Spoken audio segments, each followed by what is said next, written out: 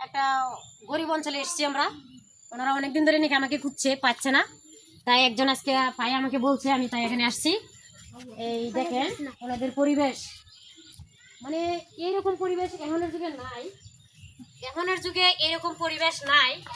তারপরে কেন এরকম পরিবেশ আমি ওনাকে জিজ্ঞাসি, উনি বলছে যে ওনার কোনো ছেলে সন্তান নেই, ওনার হাজবেন্ড নেই, উনি যাও বিয়ে হয়েছে, ওনার করতে আরো 2টা মেয়ে হয়েছে। উনি কত ভাগ্যধর দেখেন।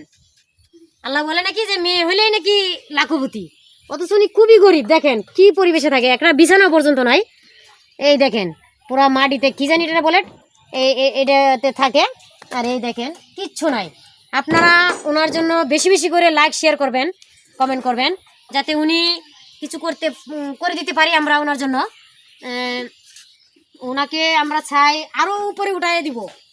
আপনারা যদি বেশি বেশি করে লাইক করেন, যে যত লাইক করবেন আমি প্রতিটা লাইকেই ওনাকে 1 টাকা করে দিব, প্রতিটা লাইকে। এটা কোনো আমি বাটপারেন সেটা মালাপ করতেছি না।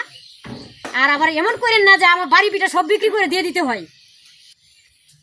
সাথী তুমি এদিকে আসো, আমার তরফ থেকে ওনাকে আমি কিছু দিয়ে দিতেছি আপাতত, কারণ আমি এক জায়গায় গেছিলাম, আমার টাকা পয়সা শেষ। তাই এই যে আপনাকে এটা দিয়ে গেলাম, আপনি আপাতত আজকের দিন বাজার করে খান।